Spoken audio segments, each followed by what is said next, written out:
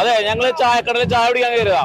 അപ്പൊ അവിടെ വെച്ചാണ് ബെറ്റ് ഇതാക്കിയത്. അങ്ങനെ എന്റെ കാറ് ബെറ്റ് വെക്കാൻ തയ്യാറെന്ന് ചോദിച്ചു. അപ്പൊ ഞാൻ പറഞ്ഞ ശരി എന്ന് പറഞ്ഞു. അപ്പൊ എന്താ സുരേഷ് ഗോപി ജയിക്കാന്നുണ്ടെങ്കിൽ എന്റെ അവന്റെ ബൈജുവിന്റെ വണ്ടി എനിക്ക് തരണോ?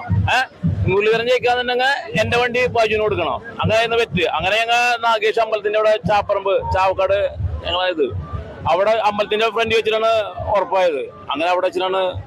ഇപ്പോ ഈ ഇലക്ഷൻ നടന്നുകൊണ്ടിരിക്കുന്ന സമയത്ത് അല്ലെങ്കിൽ തെരഞ്ഞെടുപ്പ് പ്രചരണം നടക്കുന്ന സമയത്ത് അദ്ദേഹത്തിന്റെ മാനസികാവസ്ഥ ആരെ ഈ പറയുന്ന കോൺഗ്രസിന്റെ നേതാവ് ആള് ഉറപ്പായിരുന്ന ആള് ജയിക്കുമെന്ന്. പക്ഷെ എനിക്ക് നല്ല ഉറപ്പാണ് സുരേഷ് ഗോപി ജയിക്കുമെന്നുള്ളത്.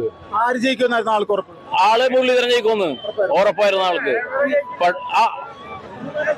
ഇത് ഇലക്ഷൻ വിജയത്തിന്റെ അല്ലെങ്കിൽ ആ ഒരു സുരേഷ് ഗോപി ലീഡ് ചെയ്യുന്ന സമയത്ത് അദ്ദേഹത്തെ വിളിക്കുകയോ സംസാരിക്കുകയോ ചെയ്തിരുന്നു? ഇല്ല ആൾ അറിഞ്ഞിട്ടുണ്ടാവും സുരേഷ് ഗോപി.